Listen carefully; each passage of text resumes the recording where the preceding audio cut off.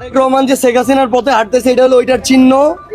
সে ছাত্র দলকে আরেকটা যে সন্ত্রাসী বাহিনী বানাইতেছে এটার হলো এটা চিহ্ন আর কি। বলে বেড়াচ্ছে বিএনপি বলে ফ্যাসিবাদের দোসর হয়ে গিয়েছে। আসুন আমরা দেখি কারা ফ্যাসিবাদের দোসর হয়ে গিয়েছে। বাংলাদেশের কোন দলগুলোর টাইম আছে আমাদের? পাটোয়ারিকে বাদ রেখে আপনারা যান, বিএনপির পক্ষ থেকে আমরা প্রত্যেকটা জায়গায় আপনাদেরকে সহযোগিতা করবো। আমাদের মাননীয় প্রধানমন্ত্রী যে এই যে ছাত্রদল আপনাদের উপরে হামলা করেছে, আমি বিশ্বাস করি না ভাই যে ছাত্রদল করা কোনো একটা মানুষ এনসিপির কোনো ছেলের চোখ উপড়ায় নিতে পারে বা চোখ অন্ধ করে দিতে পারে। আমি বিশ্বাস করি না এটা। এদের সাথে এখন মুড়ি মুরগির মতো এই আওয়ামী লীগের লোকজন। প্রিয় দর্শক, সিলেটে গোপালগঞ্জে এনসিপি নেতাদের উপর ভয়ঙ্করভাবে হামলা করেছেন ছাত্রলীগের নেতাকর্মীরা। এই ভয়াবহ তথ্য দিলেন সাংবাদিক ইলিয়াস হোসেন। এনসিপি নেতাদের উপর ভয়ঙ্কর হামলা করার মূল কারণ কি এবং কে করেছেন সে হামলাটা, এই বিষয় নিয়ে পুরো দেশে তুলপাড় সৃষ্টি হয়ে গিয়েছেন। এবং বিএনপির প্রধানমন্ত্রী তারেক রহমান এই বিষয় নিয়ে কী বলছেন, জামাতের নেতার বক্তব্য শোনার জন্য আপনাদের সেই ভিডিওটা তুলে ধরেছি। ভিডিওটা খুবই গুরুত্বপূর্ণ, না টেনে সম্পূর্ণ ভিডিওটা দেখতে থাকুন। কথা না বলে চলুন দেখে আসি সেই গুরুত্বপূর্ণ ভিডিওটি। এরা রাস্তায় না নামলে দেশ স্বাধীন হইতো।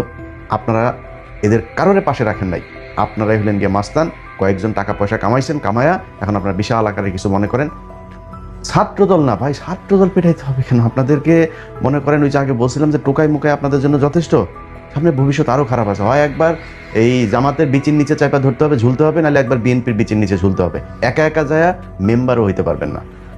কিচ্ছু করেন নাই আপনারা এই দেশের জন্য, কিচ্ছু করেন নাই। 5 তারিখের পর থেকে, যে পেছনের ইতিহাস আর বলতে চাই না, কিন্তু 5 তারিখের পর থেকে আপনারা আওয়ামী লীগের লোকজনকে আপনাদের ওই রাজুতে এক দিয়া তারপরে বিচারক কতগুলোরে আপনারা সরাই দিলেন। সরাই সেখানে কি কি লেনদেন হয়েছে আসিফ নজরুলের মাধ্যমে, আসিফ নজরুল আপনাদের কোন কোন ছাত্র নেতাকে টাকা দিয়েছে সেই কথা আর বললাম না। করেছেন তো এরকম আর রাজুতে আসার জন্য ভালো কিছু কাজ করতে পারতেন না?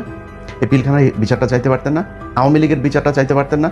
আওয়ামী লীগ যে আজকে যে এই যে ছাত্রদল আপনাদের উপরে হামলা করেছে, আমি বিশ্বাস করি না ভাই যে ছাত্রদল করা কোনো একটা মানুষ এনসিপির কোনো ছেলের চোখ উপড়ায় নিতে পারে বা চোখ অন্ধ করে দিতে পারে। আমি বিশ্বাস করি না এটা। এদের সাথে এখন মুড়ি মুরগির মতো এই আওয়ামী লীগের লোকজন সব দলে মিশে গিয়েছে। এমনকি এনসিপিতে আপনারা দেখেন নাই, হাদির পাশে এসে যারা দাঁড়ায় ছিল সেই তারাই তো হাদিকে মারলো, সেই আওয়ামী লীগের লোকজনই তো মারলো। আপনার পাশে আপনি আওয়ামী লীগকে নিয়েছেন। আওয়ামী লীগকে কোনো রাজনৈতিক দল, আওয়ামী লীগ ধর্ম হিসাবে পালন করে ওদের দলের, ওদের আব্বা ওদের নবী হইলে গিয়ে ওদের শেখ মুজিব জাউরাটা, হ্যাঁ, এই জাউরারে দিয়া ওরা একটা ধর্ম হিসাবে পালন করে। ওরা তোর দলে আসবে, ওরা এখন চুপ করে বসে আছে, কোনো কথা বলে না। কিন্তু সুযোগ পাইলে তোদের দলে থেকে ওই দলের পেটাবে, ওই দলের থেকে এই দলের পেটাবে, এবং ওরা হবে প্রচণ্ড আক্রমণাত্মক এবং ক্রুয়েল। এদের এই হিংস্র স্বভাব যেটা আগে ছিল সেটা এখনও আছে, সেটা এখন অন্য পরিবেশে অন্যভাবে উপস্থাপন করবে। এই যে পুলিশের ভেতরে আমি 2-1 পুলিশের দেখলাম, সেখানে খুব অতি উৎসাহী হয়ে তারপরে তারা কথাবার্তা বলতেছে। সেই পুলিশগুলো আপনার কি মনে হয় নাকি এরা সব এখন খালি ডিসি, ওসি, এই এসপি যা আছে সব খালি বলে যে আমি অমুক সালে ছাত্রদলের ওই হল শাখায় ছাত্রদল করতাম, আমি অমুক সময় মহসিন হলের ছাত্রদলের এই ছিলাম। এরা খালি বহু আগে ছাত্রদল করতো, অথচ এই গেল 15 বছরে তাদের কোনো সমস্যা হয়নি। কেউ ওসি ছিল, তারাও এখন বিএনপি করে। আওয়ামী লীগের সময় ওসি ছিল, তারা এখন বিএনপি করে। আপনারা টাকা পয়সা খেয়ে তারপরে এদেরকে পুনর্বাসিত করে রেখেছেন, এদের নিয়ে কোনো কথা বলে নাই। আরে বেটা, তোর দলের লোক আন্দোলন করে এই যে আরব আমিরাতে তারা আটক ছিল, সেটার জন্য আমি ইলিয়াস তাদেরকে খুঁজা বের করে তারপরে লাইভ করে সরকারকে জানানোর পরে তারপরে যায় তাদেরকে ছাড়া হলো। ঘটনার প্রায় 1.5 বছর পরে তাদেরকে ছাড়া হয়েছে, এই নির্বাচনের কয়দিন আগে। ওয়াই? তারা এখনো পর্যন্ত জেলে ছিল কেন? তোরা এদের ছাড়াইতে পারিস নাই কেন? তোর যারা আহত হয়েছে তারা রাস্তায় নেমে তারপরে আন্দোলন করে, তোরা সেইখানে যাস নাই। তোরা গেছিস ওইখানে টাকা আনতে, ওই কোম্পানি এগুলি করছিস তোরা। তোদের জুলাইয়ের আন্দোলনে কতজন মানুষ মারা গিয়েছে সেটার কোনো তালিকা তোরা এখন পর্যন্ত তৈরি করতে পারিস নাই। জুলাই আন্দোলনকে কেন্দ্র করে একটা জাদুঘর তৈরি হবে বলা হয়েছে, সব কিছু সেখানে নিয়ে যাওয়া হয়েছে, সব কিছু সেটাকে তোরা উদ্বোধন করিস নাই। তোর আব্বা সুদারু ইউনুস, তোর আব্বারে দিয়ে করাইতে পারিস নাই, তোর আব্বারে দিয়ে করাইছে। তোর আব্বাও আকাম করে গেছে, তোর আব্বাও জারামি করে টাকা পয়সা কামাইছে, তোরাও কামাইছিস। তোরা এই দেশের জন্য কোনো কাজ পাস। বর্তমানে জামায়াত, এনসিপি এবং 11 দলীয় জোট রাজনীতির নাম করে বেশ কিছু কুলাঙ্গার, বেজন্মা, বেহায়া, বেশ্যা এবং অসভ্য লোকের জন্ম দিচ্ছে, যে সকল লোকগুলো দিনের পর দিন জিয়া পরিবারের চরিত্র হননের চেষ্টা করছে। এই সকল জন্ম পরিচয়হীন কুলাঙ্গারগুলোর মধ্যে অন্যতম এক কুলাঙ্গারের নাম হচ্ছে গাজী সালাউদ্দিন তানভীর। ও যে দাড়িওয়ালা দরবেশ, দাড়িওয়ালা শুয়োরের বাচ্চাটা। এই রাজনৈতিক বাস্টার্ড গাজী সালাউদ্দিন তানভীর জানতে চেয়েছে যে করাচিতে জন্মগ্রহণ করা তারেক রহমানের বাপকে।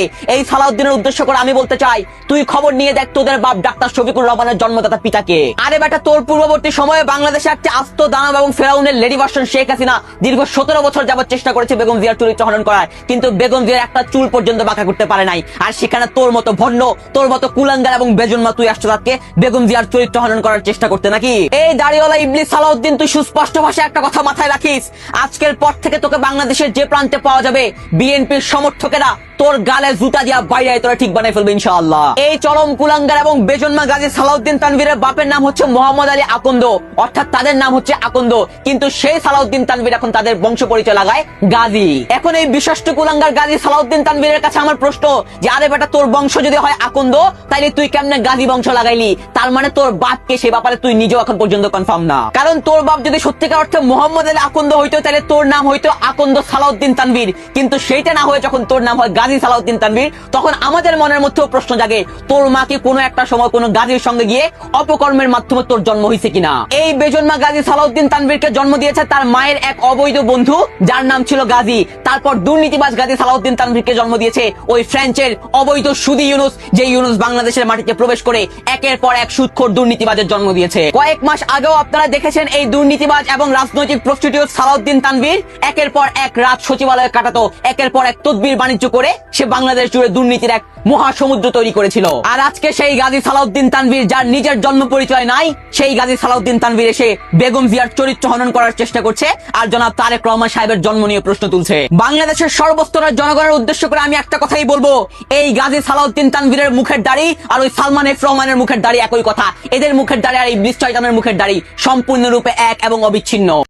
প্রিয় দর্শক, আপনারা তো সম্পূর্ণ ভিডিওটা দেখলেন। দর্শক, ভিডিওটা কেমন লেগেছে, ভিডিও সম্বন্ধে অবশ্যই আপনাদের মহামূল্যবান মতামত কমেন্ট বক্সে জানাবেন। এমনকি এই ভিডিওতে যে চাঞ্চল্য তথ্যগুলো রয়েছে সেই তথ্যগুলো অত্যন্ত গুরুত্বপূর্ণ ছিল, যা আপনারা দেখে নিশ্চিত বুঝতে পেরেছেন যে এনসিপি নেতাদের উপর গোপালগঞ্জে যে হামলাগুলো হয়েছে, সেই হামলা ক্যান করা হয়েছে এবং এই এনসিপি নেতার চোখ উঠিয়ে নেওয়ার এবং হুমকি, তার সাথে সাথে তার চোখ উঠিয়ে নেওয়া, এরকম বিষয় নিয়ে সাংবাদিক ইলিয়াস আলী কি বলেছেন তা আপনাদের মধ্যে ভিডিওটা তুলে ধরেছি।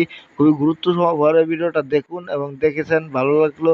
ভালো থাকবেন, সুস্থ থাকবেন, দেখা হবে পরবর্তী ভিডিওতে। এবং চ্যানেল নতুন হলে অবশ্যই চ্যানেলটাকে সাবস্ক্রাইব করে দিয়ে পাশে থাকা বেল বাটনটি অন করে দেবেন, যেন পরবর্তী ভিডিওগুলো খুব তাড়াতাড়ি আপনাদের হাতে পৌঁছে দিতে পারি। ভালো থাকুন, সুস্থ থাকুন।